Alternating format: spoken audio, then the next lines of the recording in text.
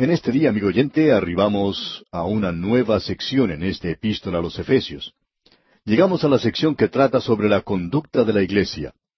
En los primeros 3 capítulos vimos el llamado de la iglesia, la vocación o la vocalización de la iglesia. Aquí tenemos la vocación del creyente, el llamado celestial, y ahora el andar terrenal del creyente, no un andar mundano, sino un andar terreno. Estamos caminando aquí sobre esta tierra. La iglesia está sentada en los lugares celestiales en Cristo. Él es la cabeza del cuerpo y está sentado a la diestra de Dios. Pero la iglesia tiene que andar aquí en este mundo, como veremos más adelante. La iglesia aquí es llamada un nuevo hombre. La iglesia ahora ha sido hecha nueva, y este es un nuevo hombre que andará, y llegamos así a la parte práctica de esta epístola. En esta última sección de la carta a los Efesios vamos a considerar la conducta, la confesión y el conflicto de la iglesia. La iglesia aquí es un nuevo hombre y la iglesia será una esposa. Y también la iglesia es un buen soldado de Jesucristo. Hemos estado en la cumbre del monte de la transfiguración en la primera sección, y probablemente el lugar más elevado espiritualmente en el Nuevo Testamento se encuentra en esos 3 capítulos. Esa es la razón por la cual pasamos tanto tiempo sobre ese monte. Pero en esta última división pasamos al nivel del diario vivir, a donde vamos a considerar las actividades de rutina. Vamos a entrar aquí a lo que realmente es básico, donde nos enfrentamos a un mundo poseído de demonios y a una muchedumbre escéptica. Ahora, ¿seremos capaces de traducir estas verdades de la cumbre del monte a algo que es realmente práctico? ¿Vamos a ser capaces de estar firmes y de andar a través de lo que sucede en este mundo? Nuestro Señor dijo que estábamos en el mundo, pero que no pertenecíamos al mundo. Se ha indicado que esta epístola a los Efesios ocupa la misma posición teológicamente que ocupa Josué en el Antiguo Testamento. Llegamos ahora a la posición donde esta verdad es manifestada. Josué, usted recordará, entró a la tierra prometida. Él guió a los hijos de Israel a pasar el Jordán. Eso nos habla de la muerte, la sepultura y la resurrección de Cristo. Él los llevó a ellos a la tierra prometida. Allí es donde usted y yo vivimos en el día de hoy, o por lo menos donde deberíamos estar viviendo hoy, en el territorio de resurrección. Josué los llevó a la tierra que Dios les había prometido a Abraham, a Isaac y a Jacob, y también a Moisés. Era suya por el derecho que le daban las promesas. Pero él tenía que apropiarse de ella tomando posesión, y posesión es la principal palabra en Josué. Llegamos ahora a esta parte donde está esa palabra aquí. Antes, en los primeros 3 capítulos, era la posición. Nosotros hemos sido bendecidos con toda bendición espiritual. Dios hizo eso para nosotros. Pero, ¿estamos andando aquí nosotros en posesión de ellas? A los hijos de Israel se les había prometido esa tierra, pero para ellos era algo del futuro, porque hasta entonces ellos nunca habían podido entrar allí.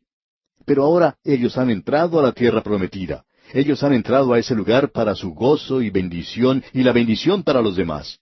Aun cuando los enemigos y otros obstáculos se encontraban en su camino, Josué tuvo que vencer eso y ocupar la tierra. A Josué se le había dicho que yo os he entregado todo lugar que pisare la planta de vuestro pie. Todo eso es tuyo, pero tú solo vas a disfrutar aquello que llegues a poseer. Ahora el creyente tiene el privilegio hoy de entrar y ocupar, poseer todas las bendiciones espirituales en los lugares celestiales, las inescrutables riquezas de Cristo. Pero ellas deben ser buscadas con un detector espiritual que es la palabra de Dios. Hemos podido observar declaraciones gloriosas. En lo futuro habrá mandamientos. A aquellos que han sido llamados a ocupar un lugar tan exaltado, se les demandará una forma de vivir que esté de acuerdo con este llamado. Hay tantas personas en el día de hoy que se han detenido en la primera parte de esta epístola a los Efesios. Se convierten ellos en santos superespirituales. En cierta ocasión un pastor conoció a un matrimonio que era bastante activo en la iglesia, sin embargo no eran miembros de esa iglesia. El pastor les preguntó un día, ¿por qué no se unían a la iglesia? ¿Por qué no se hacían miembros? Y ellos miraron hacia arriba y dijeron, nosotros somos miembros de la iglesia invisible. Y sus ojos parpadeaban al decir eso. Bueno, el pastor también miró hacia arriba, pero allí no vio nada de esa iglesia invisible, y por supuesto, la razón por la cual no vio nada era porque era precisamente invisible. Pero amigo oyente, nos hemos dado cuenta que muchas veces esas personas que dicen ser miembros de la iglesia invisible son realmente invisibles. Son invisibles los domingos por la noche y son invisibles los miércoles por la noche o cuando corresponda al día de oración y estudio bíblico.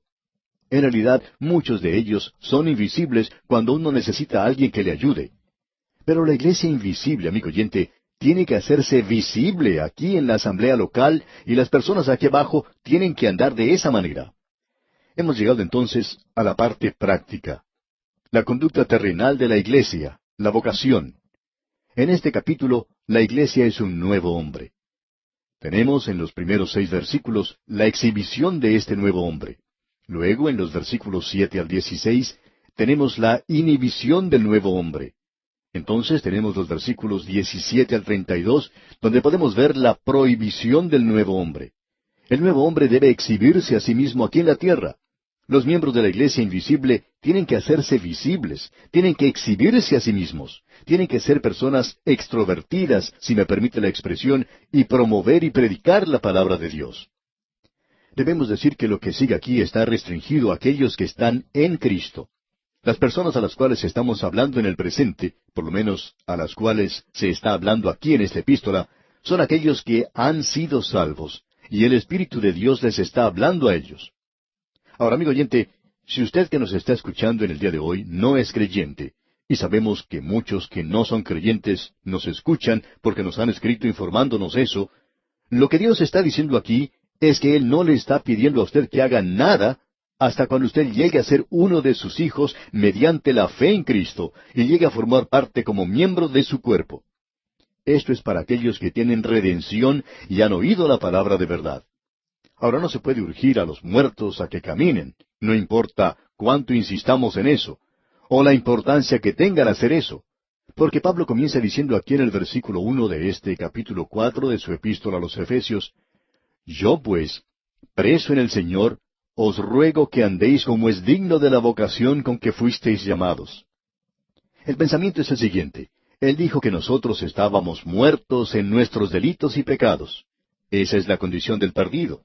Usted no va a un cementerio con un sargento del ejército para que él dé una orden de atención a los que allí se encuentran y luego les dice que se levanten y que marchen. Amigo oyente, es mejor que usted comprenda esto con toda claridad. Si usted dice eso, pues no va a haber a nadie que marche. Nadie se va a mover allí. Ellos primero tienen que recibir vida, tienen que ser revividos, tienen que tener luz. Así es que Pablo no está hablando aquí a personas que no son salvas.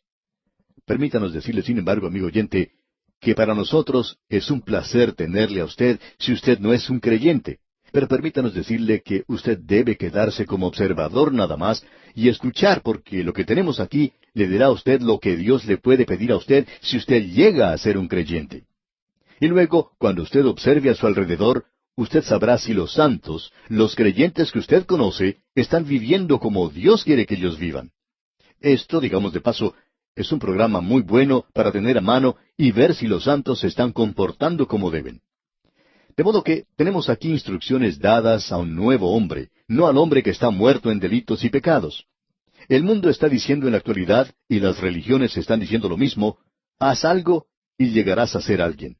Sin embargo, Dios dice, sé alguien, y luego podrás hacer algo.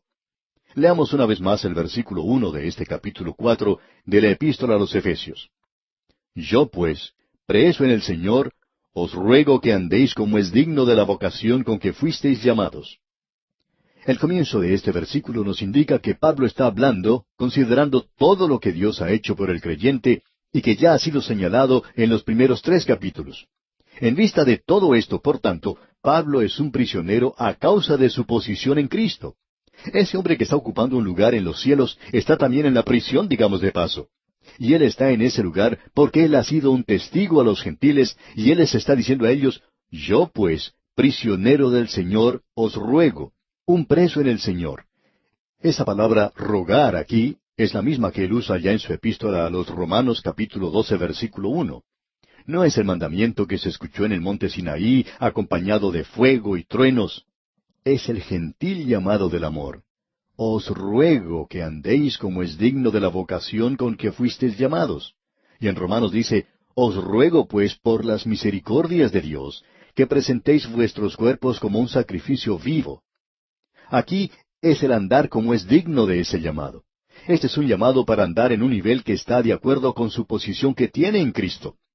Pablo dice en su epístola a los Filipenses, capítulo 1, versículo 27, solamente que os comportéis como es digno del Evangelio de Cristo, para que, o sea que vaya a veros, o que esté ausente, oiga de vosotros que estáis firmes en un mismo espíritu, combatiendo unánimes por la fe del Evangelio. Es decir, su forma de vivir, el estilo de vida. En su epístola a los Colosenses, capítulo 1, versículo 10, dice, para que andéis como es digno del Señor, agradándole en todo, llevando fruto a toda buena obra, y creciendo en el conocimiento de Dios. Y luego, escribiendo a los tesalonicenses en la primera carta, capítulo 2, versículo 10, dice, vosotros sois testigos, y Dios también, de cuán santa, justa e irreprensiblemente nos comportamos con vosotros los creyentes. Y aquí le está diciendo en Efesios, os ruego que andéis como es digno de la vocación con que fuisteis llamados. Ahora, amigo oyente, la gente quizá no le está diciendo nada a usted, pero ellos están oliendo un aroma, por así decirlo, para ver si usted es genuino o no lo es, para ver si usted es realmente un hijo de Dios por medio de la fe en Jesucristo. Y la única forma por la cual ellos pueden saber es por su forma de andar. ¿Cómo camina usted a través de la palabra? Y de paso, lo realmente importante no es cómo camina usted, sino dónde camina. Usted recuerda lo que nos dice el apóstol Juan, que si andamos en luz, como Él está en luz, tenemos comunión unos con otros.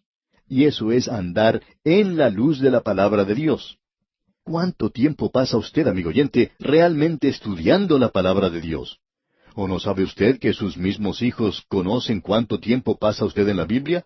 ¿No sabe usted también que sus vecinos lo saben? ¿No sabe usted que la gente en la misma iglesia sabe cuánto tiempo pasa usted en todo eso? Y luego, cuando nosotros hablamos de comunión con Dios, tenemos que andar en la luz. ¿Y qué podemos decir acerca del hombre de afuera? Pablo está diciendo, basándome en el hecho de que yo soy un prisionero y que estoy en la prisión por ustedes los gentiles, les ruego, no es un mandamiento, sino que les ruego que hagan esto. Y luego él dice, si ustedes han oído de la dispensación de la gracia de Dios, note usted lo que él está diciendo aquí, si vosotros habéis oído de la dispensación, ahora esa es la administración de la gracia de Dios. Usted y yo estamos viviendo en la dispensación de la gracia. Ahora alguien quizá diga, a mí no me gusta eso, yo no soy un dispensacionalista. Bueno, todo lo que podemos decirle es que usted debería hacerlo. Si usted cree en la Biblia, usted es una clase de dispensacionalista. Quizá a usted no le gusta hacer como lo somos nosotros, y esperamos que usted no sea una persona que vaya a un extremo, pero esperamos que usted crea que vivimos hoy en la dispensación de la gracia de Dios, porque eso es exactamente lo que Pablo está diciendo aquí. Nosotros no lo hemos dicho, amigo oyente. Nosotros no inventamos esa palabra. Tampoco ninguno de los que comentan la Biblia. Sale de aquí de la epístola de Pablo. ¿Se le parece bien? Él es quien nos da la palabra. Otros también la utilizan. Si es que habéis oído de la administración de la gracia de Dios que me fue dada para con vosotros, que por revelación me fue declarado el misterio, como antes lo he escrito brevemente. ¿Sabe una cosa, amigo oyente? Hemos cometido un error. Habíamos comenzado andando en el capítulo 4 y ahora estamos recorriendo parte del capítulo 3 otra vez. Bueno, no hay nada malo con eso, aparte de que hemos cometido una equivocación. Así es que volvamos a donde deberíamos haber estado andando en este día. Pensábamos que estábamos volviendo a subir a la montaña en lugar de bajar de ella al nivel donde nosotros tenemos que andar dignos de la vocación a la que hemos sido llamados. Pablo dice aquí, ahora él nos va a decir cómo debemos andar. Y nosotros debemos andar con toda humildad. Y luego menciona como 7 cosas diferentes. No vamos a comentar todas ellas, pero aquí dice, con toda humildad. Eso quiere decir una mente que no es altiva. Usted sabe que Pablo predicaba lo que practicaba. Es lo opuesto al orgullo, y usted encuentra que en la vida del apóstol Pablo, él siempre demostró humildad. El contraste de esto lo encontramos en una historia que ya hemos mencionado en otra oportunidad. En cierta ocasión, un joven estudiante en un seminario había sido enviado a hablar a una iglesia conocida. Bien, él estaba muy orgulloso porque lo habían llamado a él para ser el ministro en esa gran iglesia. Así es que él fue a ese lugar, y debemos destacar que él nunca había tenido ninguna experiencia. Él era un joven muy inteligente en su clase y en su estudio, pero cuando se puso de pie para hablar a la audiencia, experimentó algo que nunca había conocido antes, y ese era el temor de hablar en público. Él se había olvidado de todo lo que sabía. Se había aprendido el mensaje de memoria, pero se le olvidó. Había olvidado todo. Así es que, a tropezones, él pudo finalizar algo de un mensaje. Una anciana que se encontraba en la audiencia se le acercó al terminar el servicio y le dijo, «Jovencito, yo le estaba observando en esta mañana y me gustaría decirle que si usted hubiera subido al púlpito en la forma en que descendió de él, entonces hubiera descendido de él en la forma en que subió. Él había subido con mucho orgullo, pero había descendido, amigo oyente, con humildad y mansedumbre. Así es que podemos darnos cuenta que esto es lo opuesto al orgullo. El apóstol Pablo, escribiendo a los Filipenses, dice en el capítulo 2 de esa carta, versículo 3, «Nada hagáis por contienda o por vanagloria, antes bien, con humildad, estimando cada uno a los demás como superiores a él mismo». Creemos que ese es el estandarte de todas las virtudes cristianas. Caracterizó a nuestro Señor Jesucristo. Él dijo, «Llevad mi yugo sobre vosotros y aprended de mí, que soy manso y humilde de corazón». Hay muchos creyentes en la actualidad que tienen orgullo de su raza, tienen orgullo del lugar, tienen orgullo de su rostro y en realidad hasta tienen orgullo de la gracia. Son orgullosos hasta de haber sido salvos por gracia. Necesitamos, amigo oyente, andar en humildad y mansedumbre. Ahora hay algo más que decir acerca de este andar en humildad. Y es este asunto de ensalzarnos a nosotros mismos. Eso fue lo que hizo Satanás. Él cometió este tremendo error. Se cuenta una historia acerca de un grupo de personas que fue a visitar el lugar donde había vivido Beethoven en Alemania. El guía los estaba llevando por diferentes habitaciones y llegaron a una donde se encontraba el piano, donde Beethoven había llegado a componer algo de su música. Al finalizar su discurso, el guía le dijo a la gente que estaba visitando si había alguno entre ellos que quisiera sentarse al piano por un momento y tocar una nota o dos. Y toda la gente que estaba allí se abalanzó sobre el piano. Cada uno quería llegar a ese lugar primero, pero solo un anciano se abstuvo de hacerlo. Después que todos habían tenido su oportunidad, el guía le preguntó a este anciano, «¿No le gustaría a usted sentarse ante el piano y tocar un poquito?» Y el anciano respondió, «Oh, no, no soy digno de hacerlo». Y el nombre de ese anciano era Paderewski, probablemente el único hombre que era digno de tocar el mismo piano que había pertenecido a Beethoven. Y él fue el único que no quería hacerlo. ¿Cuántos de los santos en la actualidad, amigo oyente, se lanzan a hacer cosas aún en la iglesia y no tienen don para hacer eso, pero lo hacen de todas maneras? Dijimos que hay veces que tenemos problemas en encontrar gente que haga las cosas, pero tenemos también otro problema, y ese es el extremo de personas que están haciendo cosas que no deberían hacer. Necesitamos, pues, andar en humildad. Ahora, mansedumbre no quiere decir debilidad. Los hombres que se destacan por ser mansos son en el Antiguo Testamento Moisés y en el Nuevo Testamento el Señor Jesucristo. Es difícil imaginarnos esto cuando observamos a Moisés descendiendo del monte Sinaí y quebrando las tablas donde estaban los 10 mandamientos. Cuando uno observa lo que le dijo a su hermano Aarón y a los hijos de Israel, ¿llama usted a eso mansedumbre? Bueno, Dios la llama así. ¿Fue el Señor manso cuando Él se dirigió al templo y expulsó a todos los que estaban haciendo negocios alrededor de ese lugar? Sí, amigo oyente, Él fue manso. Bueno, el mundo no llama a eso mansedumbre. ¿Qué es entonces mansedumbre? Mansedumbre es tener el deseo, el gusto de hacer la voluntad de Dios a pesar de las consecuencias. El inclinarse uno mismo a la voluntad de Dios. Eso es mansedumbre. Paciencia es tener un buen temperamento. Ese es un fruto del Espíritu. Cuando estudiamos allá la primera epístola del apóstol Pablo a los Corintios, hablamos de esto. Tener paciencia quiere decir el quemar algo lentamente por un período largo de tiempo. Quiere decir que nosotros no debemos ser cortos en nuestro punto de vista. Hay algunos de nosotros que somos así. Repetimos pues que este es uno de los frutos del Espíritu. Ahora, la cuarta cosa que notamos aquí es lo siguiente: soportándoos con paciencia los unos a los otros en amor. Quiere decir, el controlarse a uno mismo en un espíritu de amor, siendo pacientes unos con otros, perdonándonos unos a otros. Luego se menciona un quinto punto, y es el de guardar la unidad del Espíritu.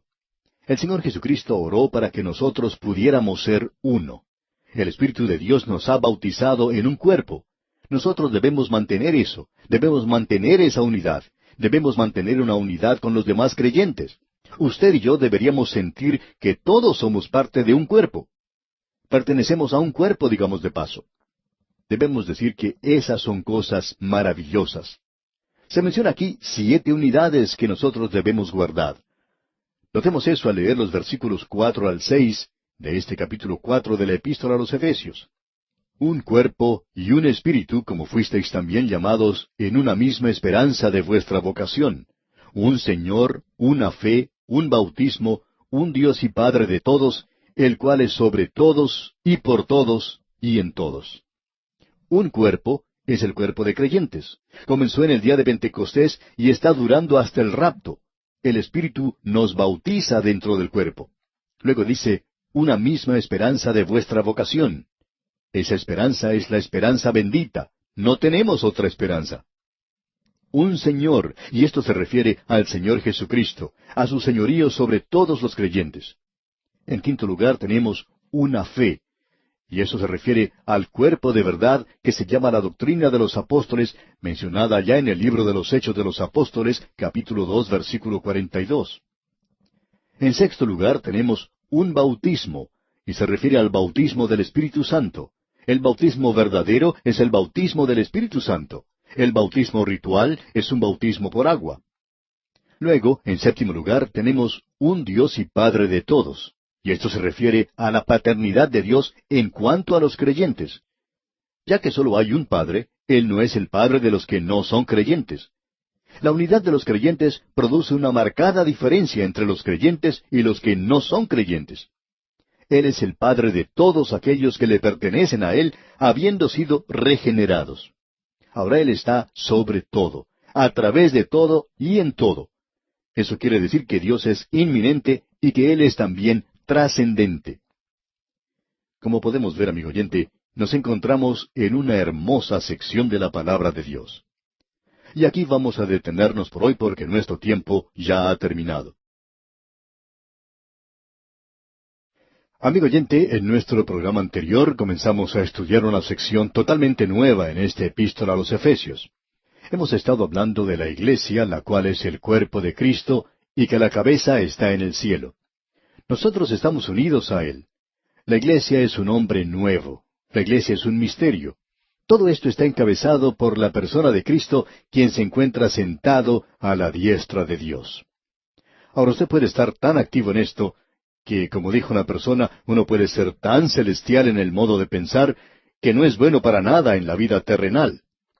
Hay muchas personas que se dejan llevar por esto y no se dan cuenta que tenemos que caminar en este mundo que es bastante malo, un mundo verdaderamente vil, y allí es donde estamos nosotros. En el estudio anterior vimos que Pablo decía cómo debemos andar. Ahora el andar es aquí en este mundo, y eso es lo que este cuerpo tiene que hacer. Primero vimos la exhibición del cuerpo, y él habló directamente a la persona, que esa persona tiene que andar en humildad y mansedumbre. Luego él amplificó eso e incluyó a la iglesia. Hay un cuerpo, un espíritu. Luego llegó al punto crucial, culminante de esa declaración, al decir aquí en el versículo 6 de este capítulo 4 de Efesios, un Dios y Padre de todos, el cual es sobre todos y por todos y en todos. Ahora, cuando él dice que es sobre todos, estamos hablando en realidad acerca de la trascendencia de Dios, es decir, que Dios es anterior al universo. Él es superior a su creación. Él no depende de la creación. El Señor no depende del oxígeno para poder subsistir. Él no necesita traer las provisiones de la retaguardia. No tiene que ir a hacer compras los sábados para tener comida el fin de semana. Él no depende de su creación. Él es trascendente. Y no solo está sobre todo, sino que Él también está a través de todo. Y eso quiere decir que está en este universo en el cual usted y yo vivimos. Él es quien le da razón de ser y quien lo hace actuar según su plan y su propósito. Y Dios es quien está en usted también. Y eso, como usted ya sabe, le da más significado a esta vida. Hace de ella algo que vale la pena vivir. hay veces que se torna algo aburrida, ya que se vuelve monótona. A mí me gusta mucho preparar estos programas, pero después de haber estado en este estudio preparando 2 o 3 programas a la vez, bueno, permítame contarle algo. Esto se vuelve un poco monótono. Uno se cansa un poco de hacer esta clase de cosas. Pero luego tenemos un gran pensamiento. Todo esto está dentro del plan y propósito de Dios. Y entonces me siento con ganas de cantar la doxología o el coro de aleluya, y cuando hago eso, pues todos los que están al alcance de mi voz tienen que salir corriendo. Y espero que el Señor esté escuchando porque Él dijo que si esto es producto de nuestro corazón, entonces es como el crear una melodía en nuestro corazón. Evidentemente, allí es donde se produce porque cuando sale de la boca ya no existe ninguna melodía. Usted y yo, amigo oyente, debemos andar marcando el paso, por así decirlo, con Dios. Tenemos que andar al son de la música del cielo en el presente.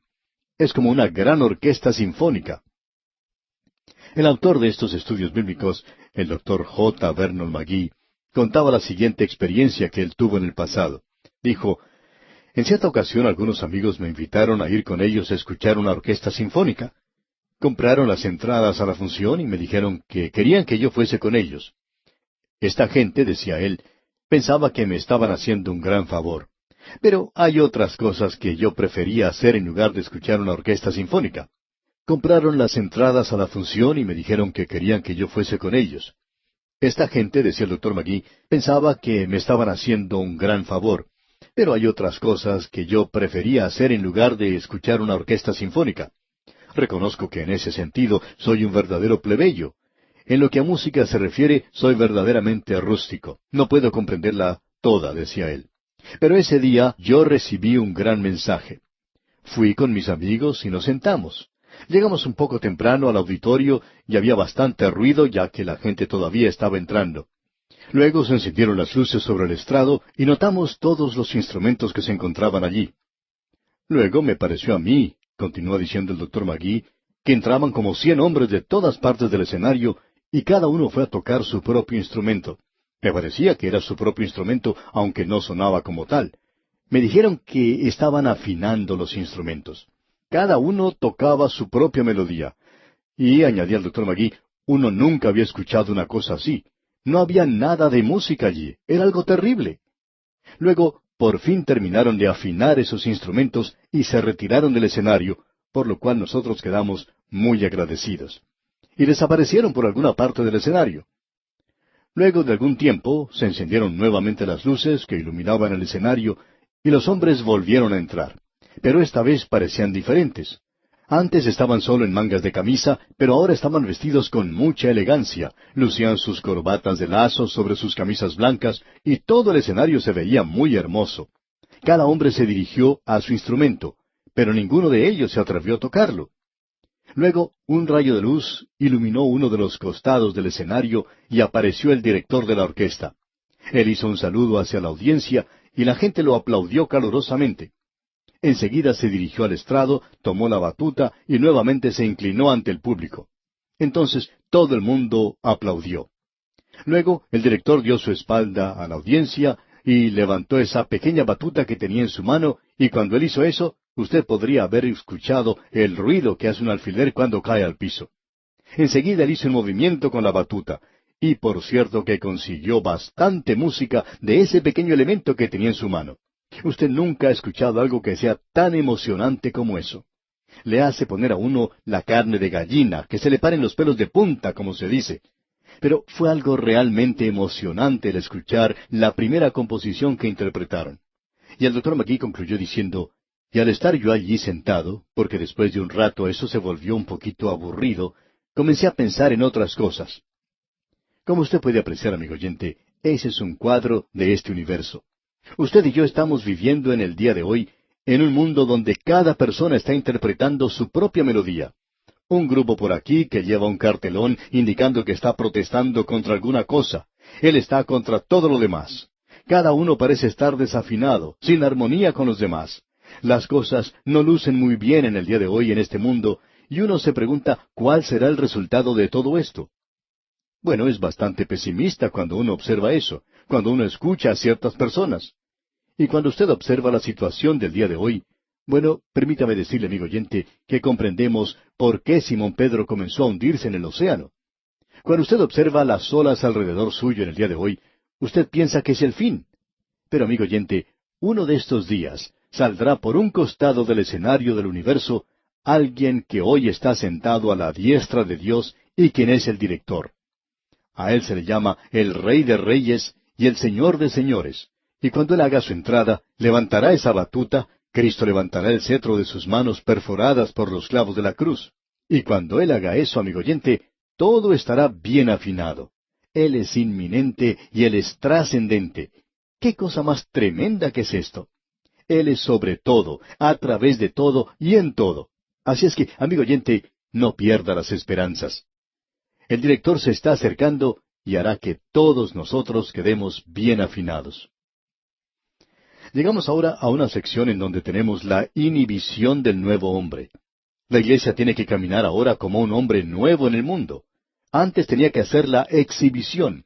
La iglesia tenía que ser extrovertida, testificar y ser manifestada en la vida. La iglesia también tiene inhibición, y las inhibiciones son importantes. Un niño pequeñito no tiene inhibiciones. La iglesia no tiene que ser como un niño pequeñito todo el tiempo y manifestarse a sí mismo como un bebé. Tiene que crecer y desarrollar algunas inhibiciones.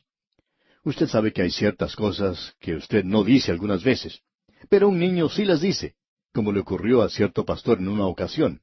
Él estaba visitando a algunos miembros de la iglesia, y cuando el pastor los visita, ellos actúan muy bien, son tan santos y tan religiosos, y esta familia se sentó con el pastor a la mesa y le pidieron que él diera gracias por la comida. Un muchachito de unos 3 años estaba sentado a la mesa también con ellos. Cuando el pastor se puso a orar, el muchachito miró a su alrededor y le dice a su mamá, ¿qué fue lo que hizo? Él no tenía inhibiciones, pero parece que esa familia no oraba ni daba gracias por la comida muy a menudo. Y el pequeño, pues, no sabía eso. La iglesia ahora tiene que tener inhibiciones ya que es madura y ha crecido. Busquemos el proceso que menciona aquí el apóstol Pablo. Leamos el versículo 7 de este capítulo 4 de Efesios. Pero a cada uno de nosotros fue dada la gracia conforme a la medida del don de Cristo. Como usted puede apreciar, amigo oyente, al leer aquí, Él ha dado dones a los creyentes, y esta es una sección nuevamente que habla sobre los dones. Lo hemos observado allá en el capítulo 12 de la Epístola a los Romanos. Lo tenemos aquí en este capítulo 4 de la Carta a los Efesios, y también lo hemos visto allá en la primera Epístola a los Corintios, capítulo 12, versículos 13 y 14. Esta última es en realidad la sección más larga en cuanto a dones se refiere. Ahora él está diciendo aquí que los creyentes tienen que ser solícitos, activos para mantener la unidad del Espíritu. ¿Y cómo se puede hacer eso? Esto no quiere decir que cada uno tiene que ser una copia del otro. No es una situación en la que cada uno de nosotros tenemos que decir yo también. Cada creyente recibe un don para que él pueda actuar dentro del cuerpo de los creyentes de una forma en particular. Permítanos repetir algo que dijimos cuando estudiamos allá la primera epístola a los Corintios capítulo 12.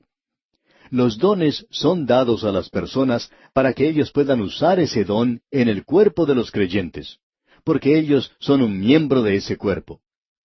El apóstol Pablo dice allá en la primera epístola a los Corintios capítulo 12 versículo 7, pero a cada uno le es dada la manifestación del Espíritu para provecho.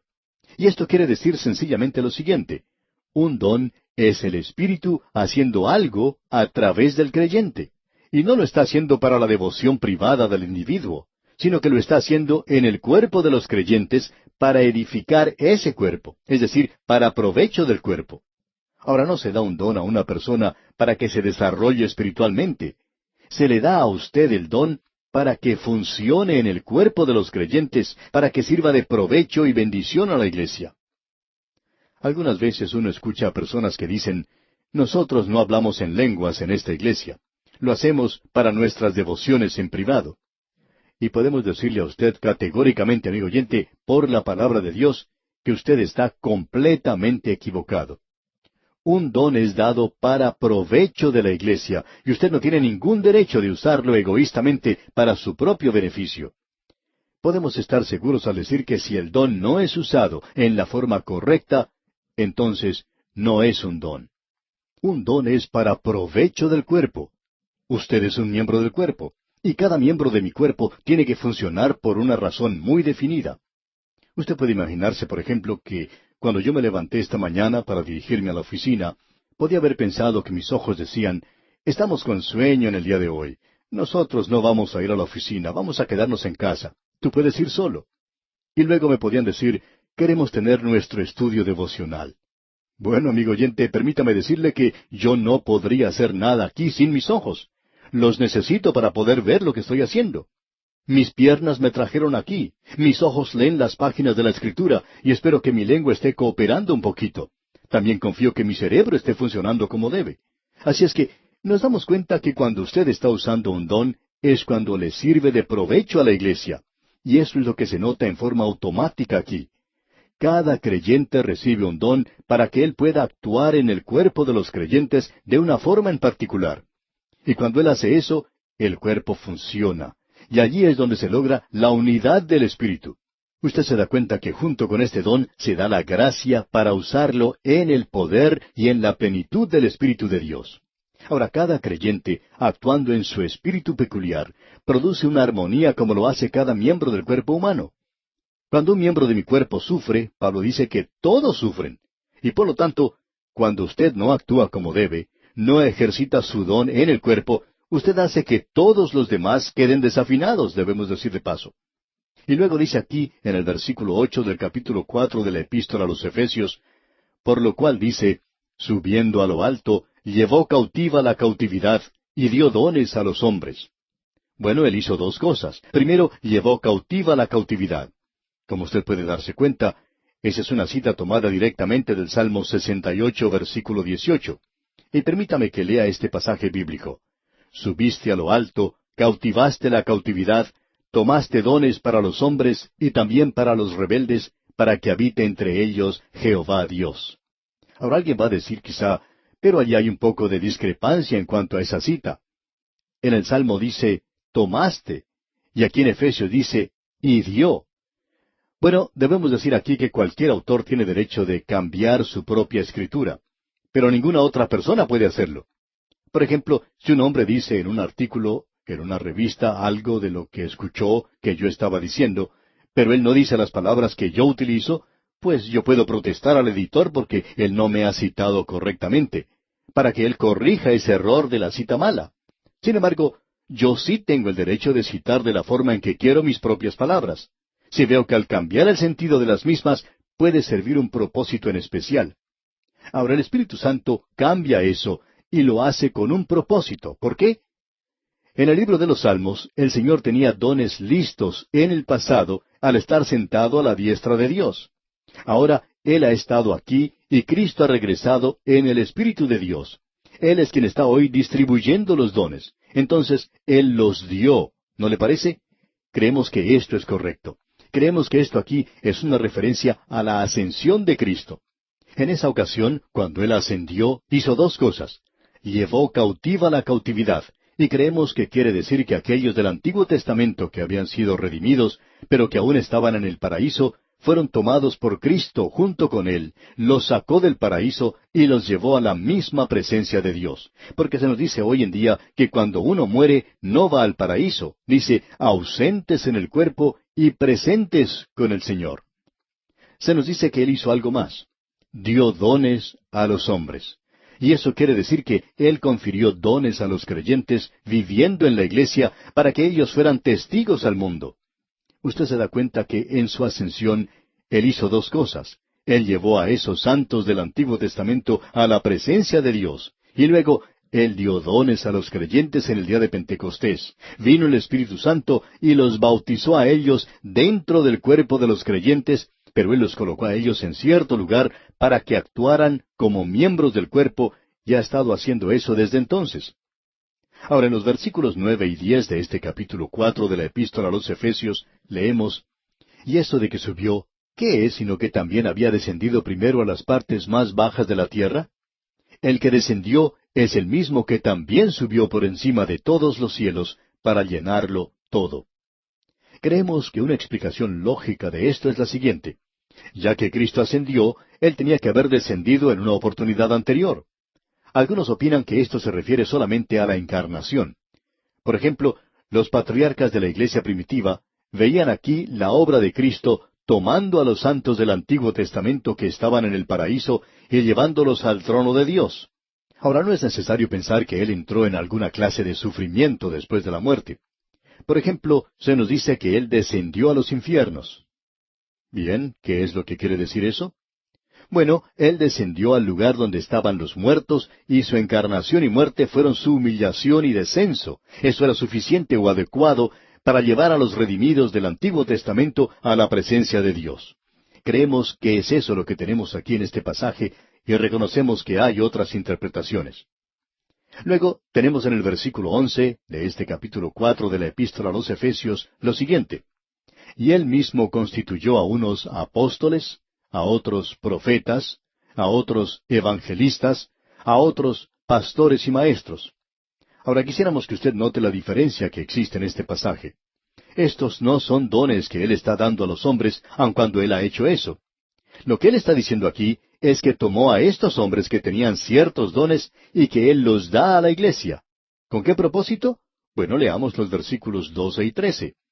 A fin de perfeccionar a los santos para la obra del ministerio, para la edificación del cuerpo de Cristo, hasta que todos lleguemos a la unidad de la fe y del conocimiento del Hijo de Dios, a un varón perfecto, a la medida de la estatura de la plenitud de Cristo. Ahora quizá esto parezca algo egoísta, y esperamos que no sea así. Pero ¿cuál es el propósito de la iglesia en el mundo? Es el de completarse a sí misma, para que pueda seguir creciendo. El Señor Jesucristo mismo es quien ha dado los dones. Él es quien, al haber dado esos dones, es el único que tiene esa autoridad. Él dio a algunos que tenían el don de un apóstol. Estos son dados ahora a la iglesia. ¿Con qué propósito?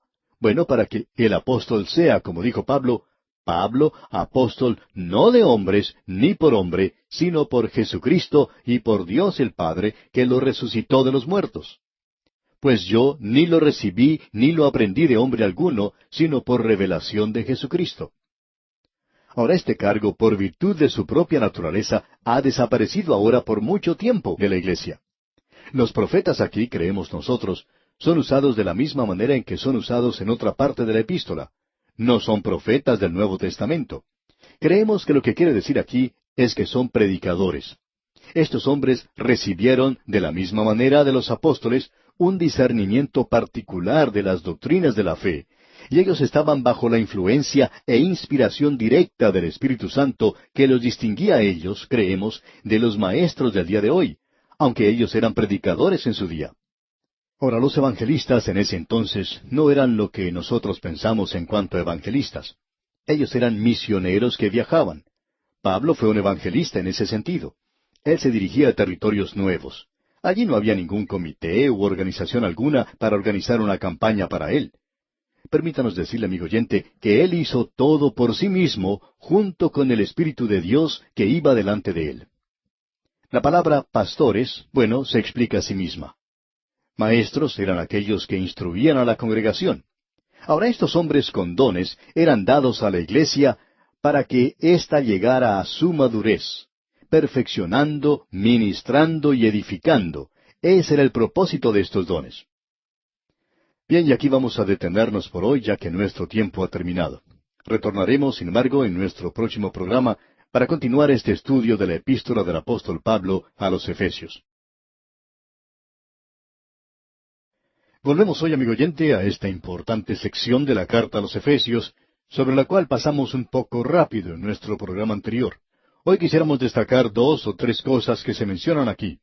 Cuando el Señor Jesucristo ascendió al cielo, vimos que Él hizo 2 cosas. Él tomó a los santos del Antiguo Testamento que estaban en el paraíso y los llevó con Él. Luego Él dio a la iglesia los dones. A la iglesia de aquí en la tierra, a los miembros de la iglesia. Todos estos recibieron un don. Luego Él tomó a algunos de estos hombres que habían recibido esos dones y los puso en ciertas iglesias. O podríamos decir que Él los entregó a la iglesia. Ellos son los apóstoles y son los profetas también. En la actualidad no tenemos a ninguno que ocupe, digamos, el cargo de apóstol. Sin embargo, los apóstoles y los profetas nos pertenecen en el presente. Ellos mismos han desaparecido de la escena hace ya mucho tiempo, pero ellos aún son miembros de su iglesia, ya que la iglesia no existe solo en la tierra, parte de ella se encuentra allá en los cielos con Él, y son parte de las huestes, aun cuando ya han pasado las aguas y están en la presencia de Dios. Ellos aún son miembros de la iglesia y nosotros tenemos a los apóstoles y los profetas. Podemos notar que en la actualidad, ahora mismo, estamos estudiando la epístola a los Efesios. Ahora, ¿quién fue el que escribió esta carta? Lo hizo el apóstol Pablo. ¿Y dónde está él ahora? Se encuentra con Cristo. Usted recuerda lo que él dijo: ausentes del cuerpo, presentes con el Señor. Él había dicho que era mucho mejor partir de este mundo y estar con el Señor. Bueno, él ha tomado ese camino que es mucho mejor, y ahora él se encuentra allá arriba, pero él aún es miembro de la iglesia y nosotros estamos estudiando su epístola en el día de hoy. Así es que el Señor había dado a la iglesia apóstoles y profetas y los evangelistas, aquellos que estaban viajando de un lugar a otro como misioneros, como pastores y maestros. Nos interesa mucho aquel que ocupaba el cargo de maestro, ya que esa es una tarea que nos interesa bastante. Usted recordará que ese don es mencionado en el capítulo 12 de la epístola a los Romanos, y una vez más en la primera epístola a los Corintios, capítulo 12, versículos 28 y 29. Otra vez se menciona allá en la primera epístola a Timoteo, capítulo 3, versículo 2. Ahora Dios ha dado estos hombres a la iglesia para que la iglesia sea llevada a obtener una madurez completa, donde naturalmente tendría que haber inhibiciones, porque la iglesia no iba a llegar a hacer tonterías, y para que la iglesia no apareciera ignorante ante todo el mundo.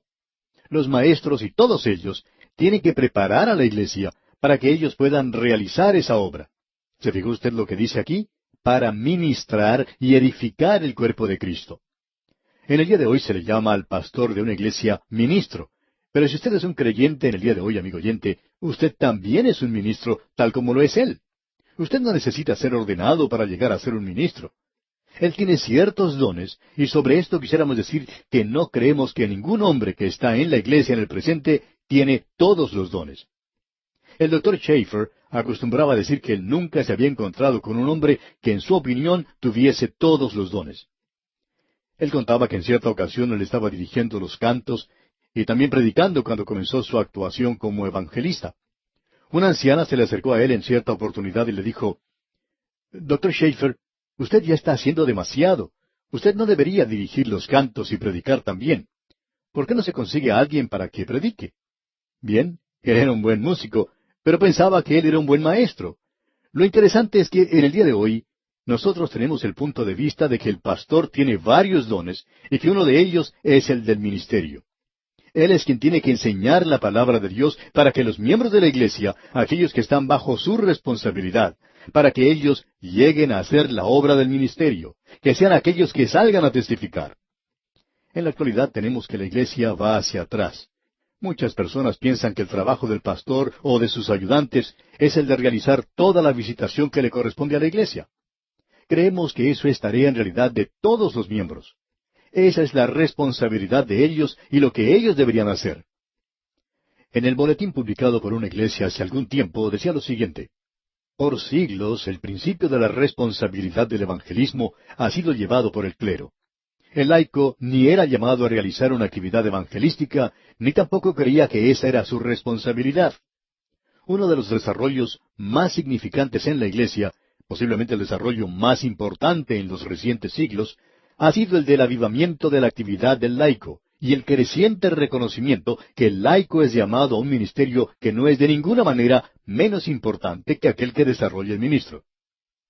Elkin Trueblood dijo: la reforma ha abierto la Biblia para que la pueda leer el hombre común. Una nueva reforma abrirá el ministerio al hombre común.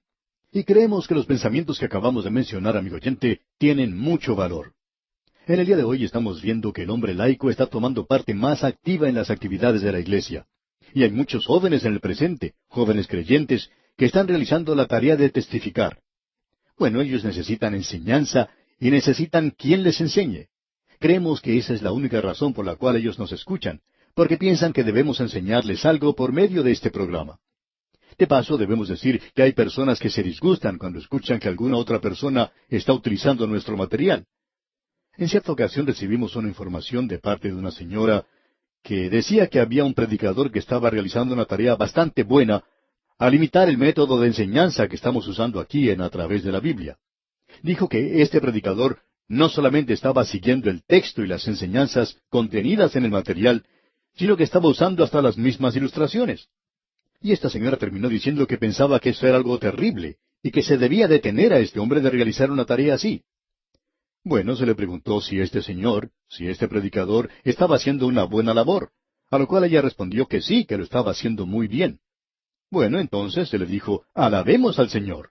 Siempre pensamos que alguien podía llegar y hacer esta tarea mucho mejor que lo que estamos haciendo nosotros. Esa señora decía, bueno, pero él no debería hacer eso. A lo cual se le respondió que no veíamos por qué él no lo debería hacer. Nuestra tarea es la de tratar de preparar a otras personas para que hagan esta obra del ministerio, y este hombre aparentemente estaba usando nuestro material, y él tiene toda libertad de hacerlo. Usted habrá notado que nosotros no tenemos ningún derecho de autor en ningún material que sea publicado. ¿Y sabe por qué, amigo oyente? Porque pensamos que no debemos hacer eso. Sabemos de personas que hacen eso, algunos que ponen una aclaración junto con lo que publican, diciendo que uno no puede usar ese artículo sin autorización de los autores. Bueno, nosotros tenemos la tarea de edificar la iglesia, y el material debe ser utilizado por todo aquel que sienta necesidad de hacerlo. De vez en cuando recibimos cartas de pastores que nos dicen que quieren predicar tal o cual sermón nuestro. ¿Está bien si lo hacemos? Bueno, lo único que nosotros le pedimos es que haga una mejor tarea que la que nosotros estamos haciendo. Eso es lo importante.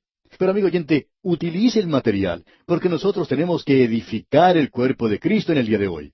Y nos regocijamos mucho cuando recibimos cartas de la gente que nos dice que ha tomado nuestro material o nuestro libro y lo usa en tal y cual parte y en tal y cual forma. Bueno, amigo oyente, nosotros le damos gracias a Dios por eso. Tenemos que divulgar la palabra de Dios en la actualidad, y eso es lo importante de notar, que estos hombres han sido dados para la iglesia, para la edificación de la iglesia. Nos hemos dado cuenta que por medio de la radio se puede edificar a muchas más personas que cuando uno hace la tarea de pastorado nada más. Uno no puede esperar que el pastor haga todo lo que es necesario hacer. Él está en su iglesia para enseñarle a usted, amigo oyente, a hacer la obra del ministerio y para que la iglesia sea edificada hasta llegar a la madurez, para que no actuemos como personas que no somos muy cuerdas, para que podamos dar un testimonio bueno, claro e inteligible a los demás. Permítanos decirle esto, amigo oyente. Creemos que uno de los pecados más grandes de la iglesia local en el día de hoy es la ignorancia de la persona que está sentada en los bancos de la iglesia. No conoce para nada la palabra de Dios, y eso es verdaderamente trágico. No me gustaría subir a un avión que tenga un piloto que no supiera más acerca de hacer volar esa nave que lo que sabe el miembro común de la iglesia acerca del cristianismo o de la palabra de Dios. Sí, debemos ser honrados y honestos, amigo oyente. No creemos que ese avión pudiera levantar vuelo. Y si lo hace, bueno, se estrellaría antes de elevarse a 10 metros sobre la tierra. Sin embargo, amigo oyente, esa es la triste condición en que se encuentra la iglesia del día de hoy. Esa es otra razón por la cual nosotros estamos convencidos que debemos hablar la palabra de Dios en el presente. Eso es algo muy importante. Esperamos que usted nos perdone por entrar en tantos detalles en cuanto a eso. Pero sigamos adelante. Ahora, en la primera parte del versículo 14 de este capítulo 4 de la carta a los Efesios leemos, para que ya no seamos niños fluctuantes, llevados por doquiera de todo viento de doctrina. Usted sabe que tenemos que tener inhibiciones. No debemos ir de un lado para otro como niñitos llorando por cualquier cosa. Usted recuerda que eso fue lo que hizo Pablo en el libro de Corintios. Él les dijo a los creyentes de Corinto que ellos eran carnales, que ellos eran como niños en Cristo y que era una desgracia. Leamos ahora lo que dicen los versículos 14 al 16 de este capítulo 4 de la Epístola a los Efesios. Para que ya no seamos niños fluctuantes, llevados por doquiera de todo viento de doctrina, por estratagema de hombres que para engañar emplean con astucia las artimañas del error, sino que siguiendo la verdad en amor, crezcamos en todo en aquel que es la cabeza, esto es Cristo, de quien todo el cuerpo, bien concertado y unido entre sí por todas las coyunturas que se ayudan mutuamente, según la actividad propia de cada miembro, recibe su crecimiento para ir edificándose en amor.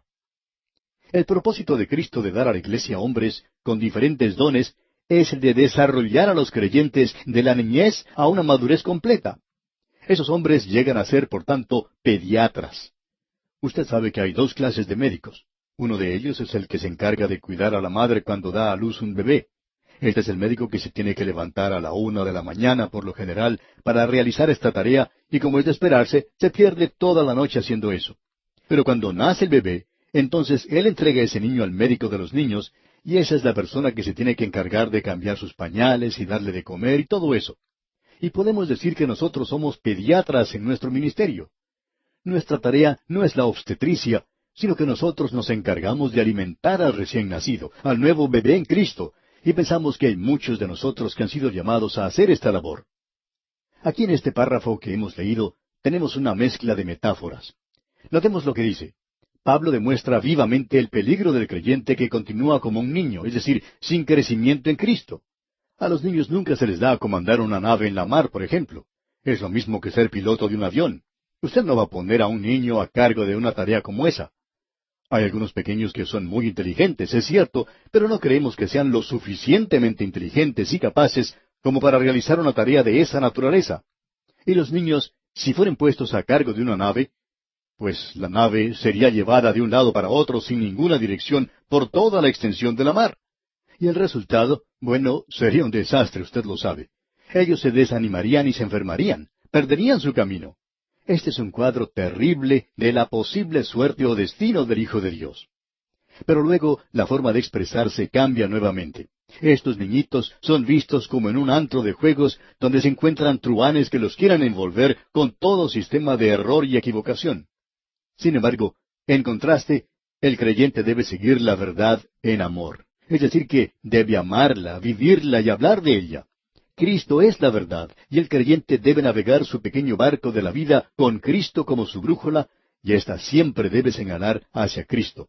El cuerpo no solo recibe órdenes de la cabeza, sino que necesita alimento espiritual.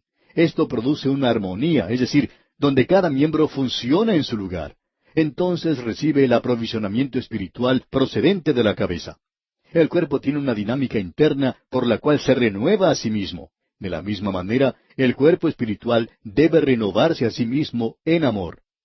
Hemos tenido la exhibición del nuevo hombre, la inhibición del nuevo hombre, y ahora llegamos a la prohibición del nuevo hombre.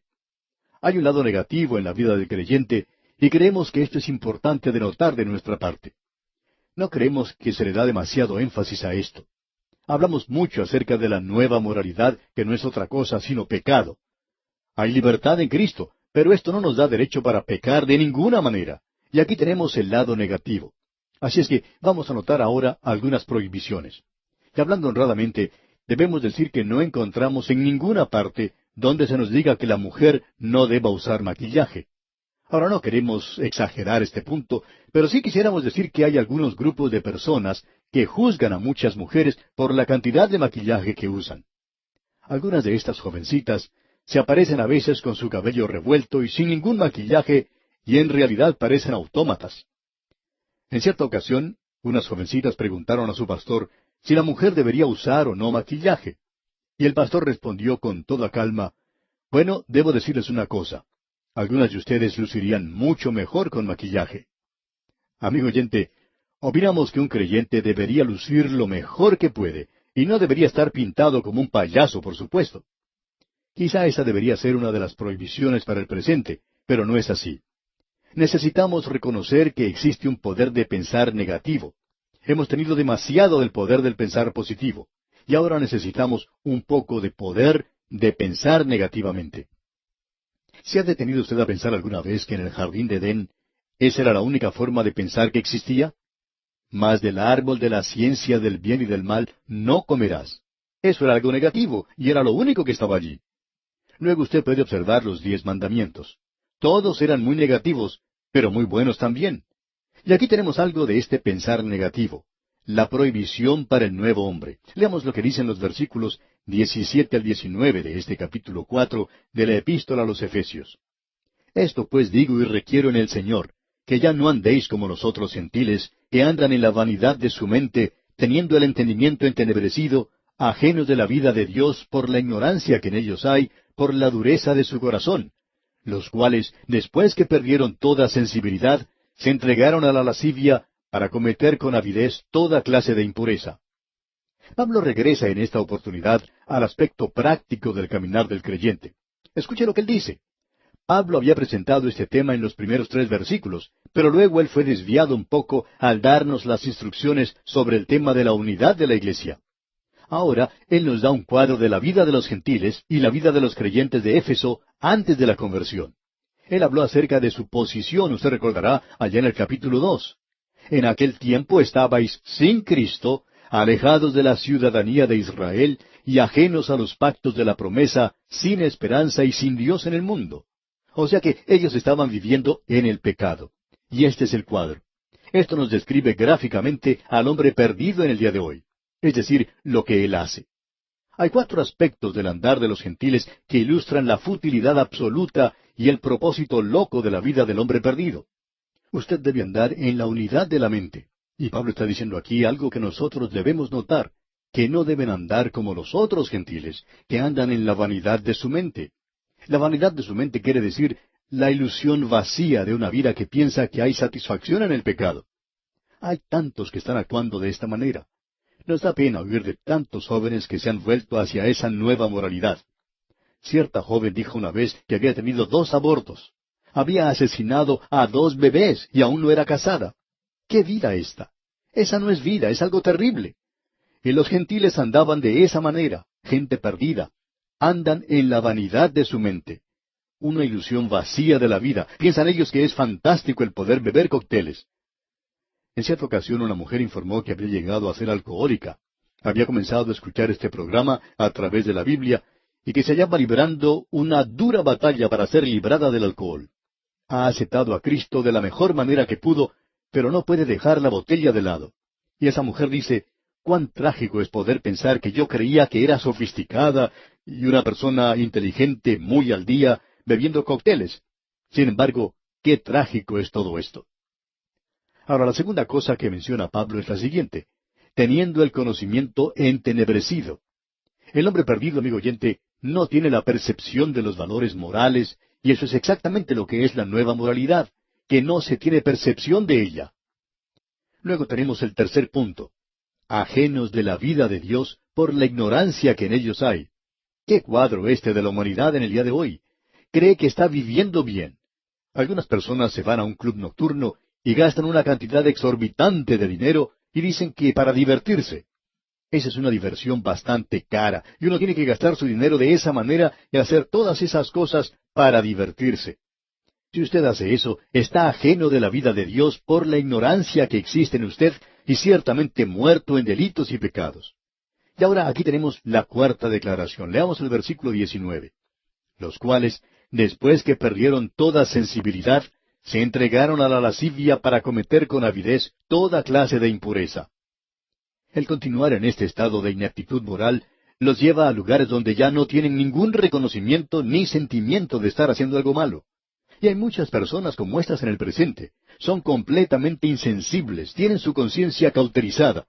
El resultado de esta condición es el hundirse más y más en la inmoralidad, la lascivia, y este es un círculo vicioso que finalmente los llevará a buscar pecados aún más bajos. Si usted se divierte mucho en el día de hoy, mañana tendrá que buscar divertirse mucho más, o de otra manera, pues no va a quedar satisfecho. El significado de todo esto es el de desear las cosas más bajas de la inmoralidad. Los hombres que están en el pecado nunca quedan satisfechos con el pecado. Se abandonan al pecado. Eso es lo que quiere decir ese versículo allá en la epístola a los Romanos, donde Pablo está hablando acerca del pecado del hombre. Dice Pablo, por lo cual también Dios los entregó a la inmundicia.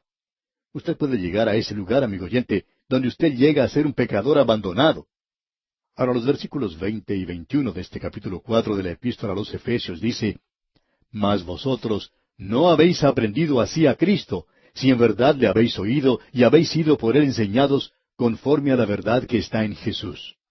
Amigo oyente, si usted no está escuchando a Jesús, entonces Él no es su Salvador. Él es el pastor, y Él nos dice que sus ovejas escuchan su voz. Y si usted no ha escuchado la voz de Cristo, amigo oyente, entonces usted no puede ser su oveja, como bien nos podemos dar cuenta. Bueno, este es el cuadro que hemos visto de los gentiles. Aquí tenemos algo que mencionar. ¿Qué es lo que pueden hacer ellos? Bueno, ellos tienen que escuchar a Cristo, tienen que escucharle a Él. las otras ovejas no van a escuchar su voz.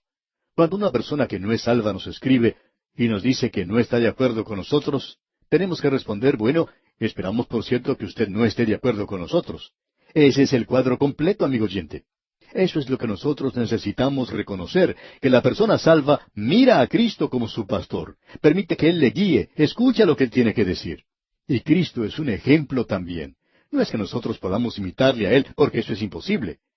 Pero ciertamente Él ha sido el pionero que pasó por el portal de la muerte por nosotros y que cuando anduvo aquí en este mundo nos dejó un ejemplo.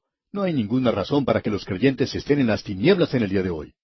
Ahora Pablo dice en los versículos 22 al 24 de este capítulo 4, en cuanto a la pasada manera de vivir, despojaos del viejo hombre que está viciado conforme a los deseos engañosos, y renovaos en el espíritu de vuestra mente, y vestíos del nuevo hombre, creado según Dios en la justicia y santidad de la verdad. Esto es como quitarse un vestido viejo y ponerse uno nuevo. Usted y yo tenemos una naturaleza vieja. Nosotros no debemos usar esa vestimenta, amigo oyente. Nosotros no debemos vivir en la vieja naturaleza. Debemos vestirnos con el nuevo hombre y debemos vivir en el poder del nuevo hombre. De eso es lo que Pablo habla en el capítulo 6 de su epístola a los Romanos. Y luego él continúa diciéndonos aquí lo que debemos quitarnos y lo que debemos ponernos. Y luego comienza a identificarlo. No tenemos tiempo de mirar a lo que hizo el hombre viejo y las cosas que el Hijo de Dios no puede hacer. Pero concluiremos, Dios mediante, en nuestro próximo programa. Por hoy nos detenemos aquí, pero retornaremos en la continuación de este estudio y le sugerimos leer la última parte de este capítulo 4 de la carta del apóstol Pablo a los Efesios. Amigo oyente, en estos días estamos observando a la iglesia en su andar por este mundo. Estamos observando al creyente en forma individual, cuando él camina a través de este mundo del presente. En nuestro estudio anterior observamos los versículos 22 al 24 de este capítulo 4 que estamos estudiando, donde Pablo está diciendo, en cuanto a la pasada manera de vivir, despojaos del viejo hombre. Y continúa diciendo que debemos vestirnos del nuevo hombre. Es algo parecido a la vestidura que utilizamos. Nos quitamos lo viejo y nos ponemos lo nuevo. ¿No es verdad que nosotros llamamos también a ciertas vestiduras un hábito? Bueno, tenemos un hábito para andar, uno para caminar, tenemos otro para ir a cazar, para jugar ciertos deportes, así es que tenemos diferentes hábitos. El Hijo de Dios, pues, debe vestirse como con una vestimenta, con el nuevo hombre. Lo que en realidad quiere decir esto aquí es que no se puede hacer por medio de un esfuerzo propio. Después de todo, un niño en Cristo no puede vestirse a sí mismo. Nos hemos dado cuenta ya que un niño tiene que pasar mucho tiempo antes de ser capaz de vestirse a sí mismo, y cuando comienza a hacerlo, todavía no lo hace muy bien. Nosotros nunca llegamos al lugar donde podamos hacer eso.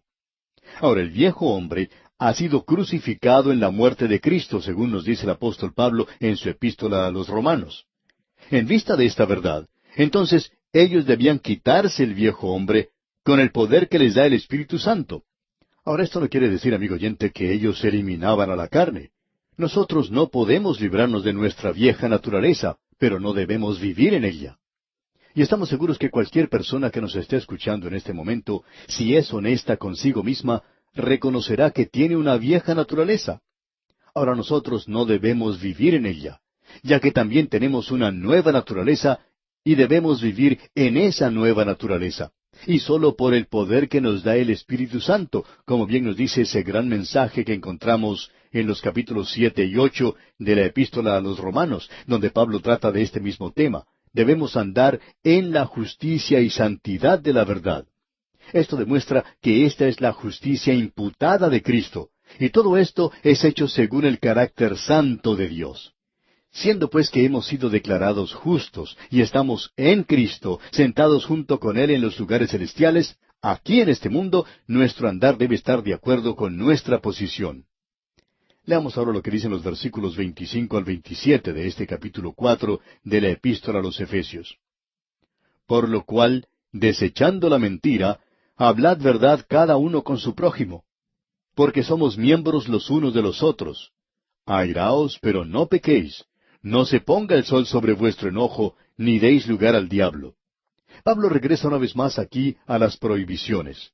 Él había comenzado allá en el versículo 17, donde se le dice al creyente que no tiene que caminar en la misma manera en que andaban los gentiles. Estos mandamientos continúan a través de lo que queda de esta epístola. Estas son las prohibiciones, este es el poder del pensar negativo. Ahora él debe hablar la verdad, y él está hablando la verdad. ¿Por qué? Porque tiene que dejar de lado la mentira. Y cuando el viejo hombre fue quitado en la crucifixión de Cristo, la lengua mentirosa y el corazón engañoso fueron colocados sobre esa cruz. Esa es la razón por la cual Él tuvo que morir por nosotros. Era porque usted y yo, amigo oyente, somos mentirosos. Usted recuerda, amigo oyente, lo que dijo David. Y dije en mi apresuramiento, todo hombre es mentiroso. El doctor W. J. Carroll dijo hace tiempo, David había dicho, todos los hombres son mentirosos. Y también dijo, en mi apresuramiento. Y el doctor Carroll dijo, yo estaba pensando por mucho tiempo en cuanto a esto, y aún así estoy de acuerdo con David. Bueno, hablando la verdad, como podemos ver, se resuelve la mayoría de los problemas en la iglesia corriente. En realidad, no vale la pena tratar de arreglar o corregir todas las mentiras que uno escucha en la iglesia.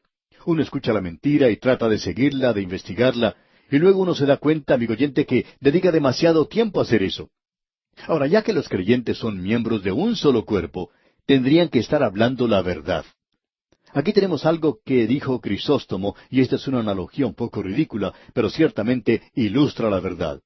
Esto es lo que dijo Crisóstomo, que el ojo no le mienta al pie, ni que el pie le mienta al ojo. Si en el camino uno se encuentra con un hoyo profundo, que está cubierto superficialmente con paja, y que le parezca al ojo que es tierra firme, para estar seguro, ¿no utilizaría el ojo al pie para comprobar que allá abajo no hay un vacío? ¿O si está firme y puede resistir? ¿Dirá el pie una mentira? ¿O dirá la verdad tal cual es? ¿Y qué si el ojo observara una serpiente o a una bestia salvaje? ¿Le dirá alguna mentira al pie? No, por cierto que no, amigo oyente. Es como ese hombre que en cierta ocasión dijo que había visto un fantasma en la noche. Bueno, el ojo le había dicho a él que había visto algo, y él le dijo a sus pies, pies, ¿para qué los quiero? No me molesten, estoy listo para correr. Así es que él pudo salir, sus pies no le fracasaron, porque no se engañan unos a otros. El ojo no va a engañar al pie, ni tampoco el pie al ojo. Pues bien, en la iglesia debe haber honradez y verdad. Luego Pablo dice, airaos, pero no pequéis. Este mandamiento del creyente es para cuando se enoje con ciertas condiciones y con ciertas personas.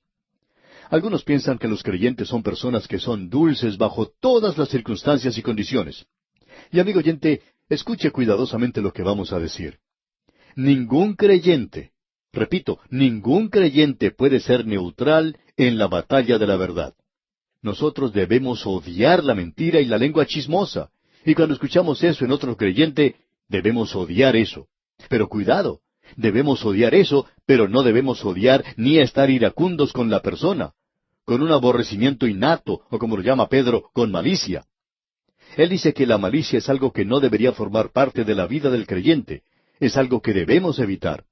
Desechando, pues, toda malicia, todo engaño, hipocresía, envidias y todas las detracciones, desead como niños recién nacidos la leche espiritual no adulterada. La malicia, como alguien dijo, es enojo congelado. No se puede dejar de lado. Hay gran cantidad de personas que tienen cierto problema. Ellos odian a ciertas personas. Eso es algo que ellos no pueden abandonar. Son personas que dicen, no puedo perdonar. Bueno, deberíamos estar dispuestos a perdonar y a olvidar si la otra persona está lista a abandonar sus mentiras. Uno puede encontrar en la palabra de Dios que ésta tiene mucho que decir acerca de este tema. Hay quienes piensan que nosotros debemos ser débiles en cuanto a eso. Usted recuerda que cuando el Señor Jesucristo en cierta ocasión estaba en el templo, allí se encontraba un hombre con la mano seca. Pusieron a este hombre ante él para ver lo que el Señor iba a hacer. Recuerde lo que él dice allá en el Evangelio según San Marcos, capítulo 3, versículo 5. Allí leemos, entonces, mirándolos alrededor con enojo, entristecido por la dureza de sus corazones, dijo al hombre, extiende tu mano. Y él la extendió, y la mano le fue restaurada sana.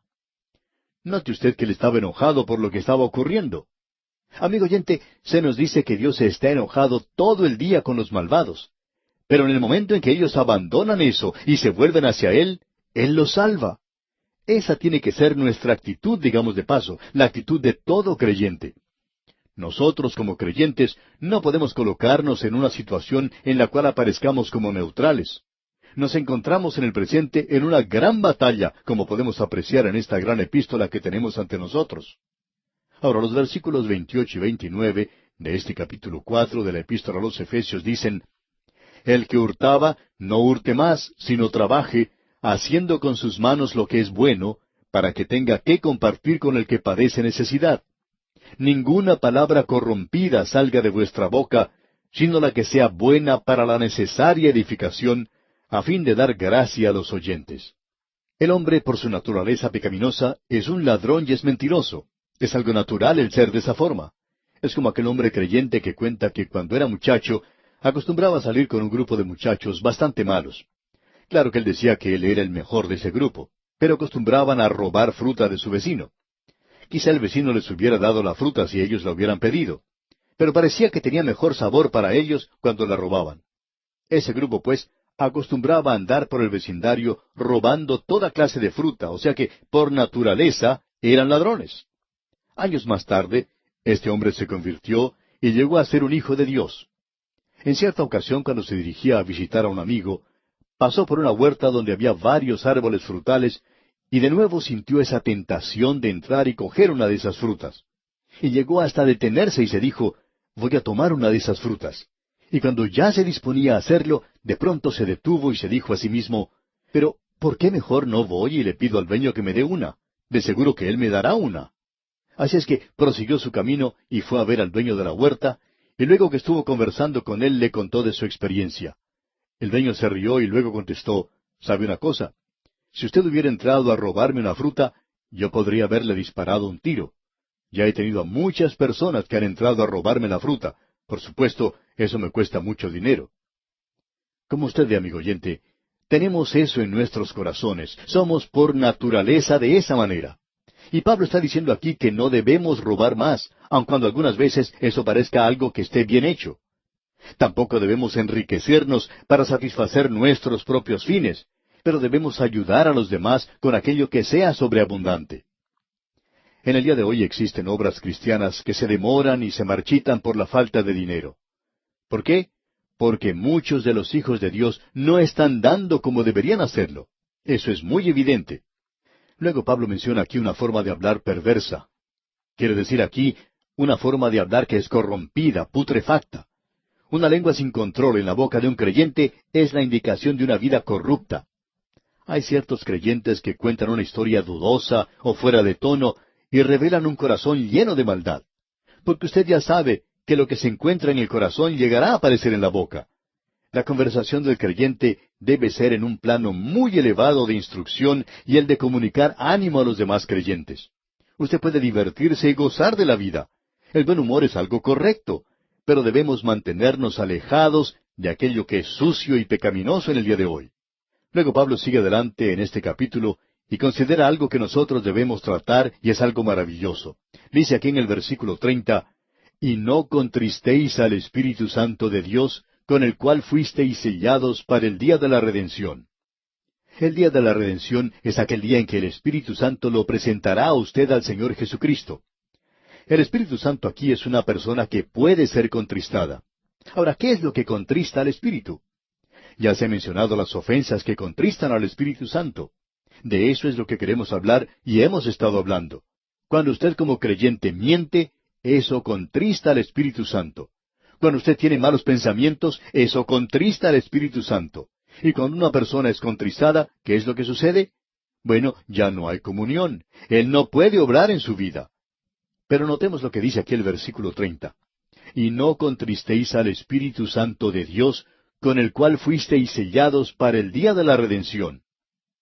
Ahora usted puede contristar al Espíritu Santo, pero usted no puede contristarlo de tal manera que Él se aparte totalmente de usted, porque usted ha sido sellado hasta el día de la redención.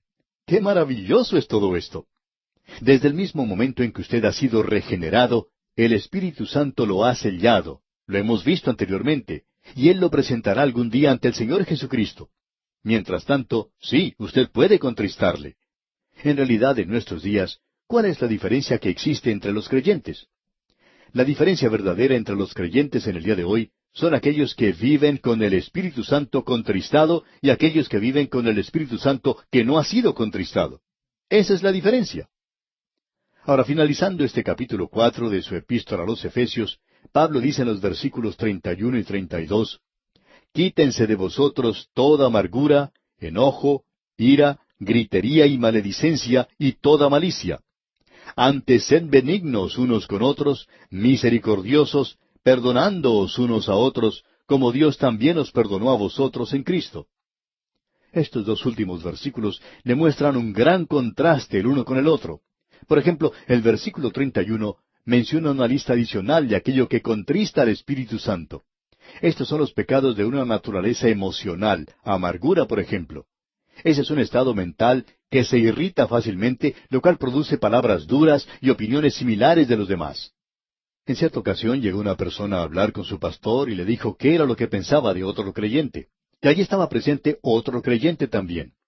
Después de que partió ese hombre que se estaba quejando, este hombre que estaba allí junto con el pastor dijo, «Si yo fuera usted, no le daría mucho crédito a lo que este hombre ha dicho. Él es una persona muy amargada».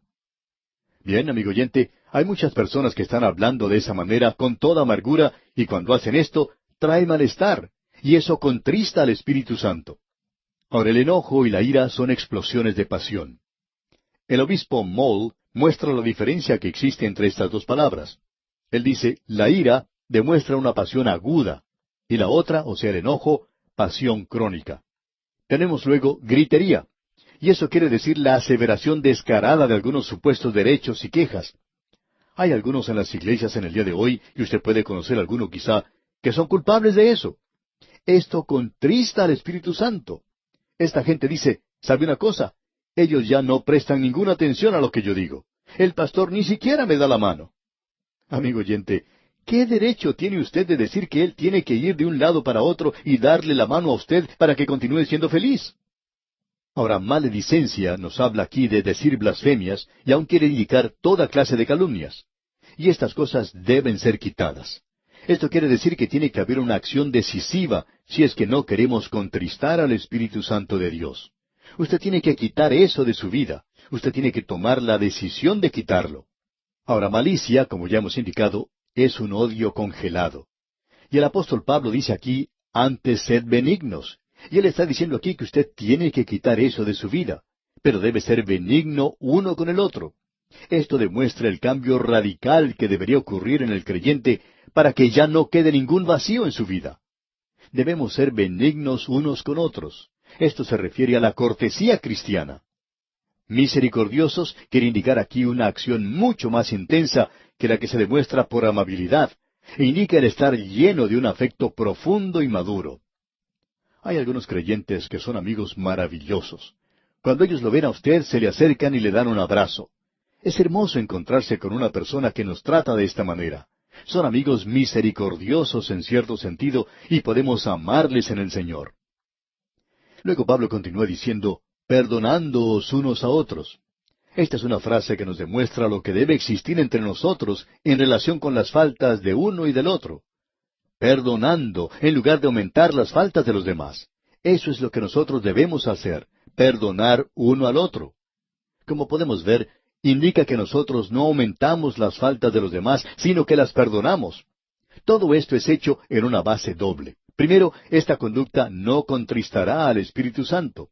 Y en segundo lugar, la base del perdón no es algo legal, sino de gracia. No es un mandamiento bajo la ley, sino que se basa en la gracia de Dios que se exhibe en nuestro perdón porque Cristo murió por nosotros y nosotros tenemos que perdonar porque hemos sido perdonados. No lo hacemos para lograr perdón. Y allí es donde podemos notar el contraste. El Señor Jesucristo dijo que usted debe perdonar para ser perdonado. Bueno, eso es legal. Y Él estaba presentando en ese momento el sermón de la montaña. Pero aquí se nos presenta en la base de lo que Él ha hecho por nosotros. Y esto es en realidad maravilloso. Y con esto, amigo oyente, llegamos ahora al capítulo 5 de este epístola a los Efesios. Y aquí el tema es el de la iglesia será la esposa. Admitimos que esto es en realidad mezclar metáforas. En el capítulo 4, la iglesia era el nuevo hombre y ahora la iglesia será una esposa. Pero el énfasis aquí es dado al futuro, es decir, será. La iglesia no es una esposa en el día de hoy. La iglesia es un hombre nuevo que anda en este mundo en la actualidad. La iglesia ha sido desposada con Cristo, pero aún no ha tenido lugar el casamiento. Vamos a ver aquí que la mezcla de las metáforas tiene un propósito muy definido. La iglesia será una esposa. Allá en Apocalipsis capítulo 21, versículo 2 leemos, Yo, Juan, vi la santa ciudad, la nueva Jerusalén, descender del cielo, de Dios, dispuesta como una esposa ataviada para su marido. Luego en el versículo 9 de este mismo capítulo de Apocalipsis 21 leemos, Vino entonces a mí uno de los 7 ángeles que tenían las 7 copas llenas de las 7 plagas postreras, y habló conmigo diciendo, Ven acá, yo te mostraré la desposada, la esposa del Cordero. En este mundo debemos andar como una futura esposa. Estamos comprometidos. Eso es lo que Pablo dijo cuando hizo referencia ya en su segunda epístola a los Corintios, capítulo 11, versículo 2, y dijo, Pues os he desposado con un solo esposo, para presentaros como una virgen pura a Cristo. Cuando una jovencita se ha comprometido y se está preparando para su casamiento, ella ya no tiene tiempo para aquellos amigos de antes. Ella no va a salir a pasear con Juan esta noche y con Pedro mañana y con este plan la noche siguiente. Ella ya está comprometida y ya no tiene ningún interés en los demás muchachos. ¿Y cómo podemos nosotros estar comprometidos con Cristo y vivir como vive el mundo? Nosotros vamos a ser presentados ante Él algún día. Vamos a vivir con Él a través de toda la eternidad, y Él será nuestro Señor y Maestro. Amigo oyente, usted no puede vivir por el mundo de esa manera. En el capítulo 5 tenemos las siguientes divisiones. El compromiso de la iglesia en los versículos 1 al 17. La experiencia de la iglesia lo tenemos en los versículos 18 al 24. Y luego tenemos la expectación de la iglesia en los versículos 25 al 33. Leamos ahora los primeros 2 versículos de este capítulo 5 de la Epístola a los Efesios. Sed pues imitadores de Dios como hijos amados, y andad en amor, como también Cristo nos amó y se entregó a sí mismo por nosotros, ofrenda y sacrificio a Dios en olor fragante. La iglesia, amigo oyente, no ha enfatizado eso como debería haberlo hecho. Y desafortunadamente, este grupo de jóvenes que ha estado actuando fuera de la iglesia organizada, de la iglesia local en la actualidad, que ha sido en realidad un verdadero movimiento espiritual, ellos son los que han enfatizado el amor. Y desafortunadamente, en muchas iglesias locales no vemos que se esté demostrando el amor. Y luego en otras existe ese maravilloso espíritu. Cuando visitamos algunas iglesias, podemos notar qué maravilloso espíritu de amor que ellos sienten unos por otros cuando se reúnen en comunión. Cómo permanecen juntos al finalizar el servicio para poder conversar unos con otros. Debemos decir aquí, amigo oyente, que aún estamos hablando acerca del andar del creyente. Ahora está comprometido. Él tiene que ser un imitador de Dios, especialmente en cuanto al perdón se refiere, pero también en todos los aspectos de su caminar. Y este es el nivel elevado al cual han sido levantados los gentiles que antes andaban en un nivel muy bajo. Ahora son llamados hijos amados. Han sido elevados a un alto nivel de amor, y un amor que Cristo demostró cuando Él nos amó de tal manera que se entregó a sí mismo como sacrificio, y un sacrificio por nosotros. Esta es una clara referencia a la cruz y hace de la muerte de Cristo algo mucho más que simplemente un sacrificio, una ejecución pública de un criminal. Cristo se entregó a sí mismo por nosotros, ofrenda y sacrificio a Dios en olor fragante. Eso lo identifica a Él con todos los sacrificios que fueron ofrecidos en el Antiguo Testamento y que Dios había demandado, porque eso estaba señalando hacia Cristo. La cruz es el altar donde el Cordero de Dios fue ofrecido como un holocausto que quita el pecado del mundo. ¿No le parece maravilloso todo esto, amigo oyente? Bien, vamos a detenernos aquí por hoy, amigo oyente. Continuaremos, Dios mediante, en nuestro próximo programa. Pero antes, le sugerimos leer los siguientes versículos del capítulo 5 de esta epístola a los Efesios, para estar así preparado.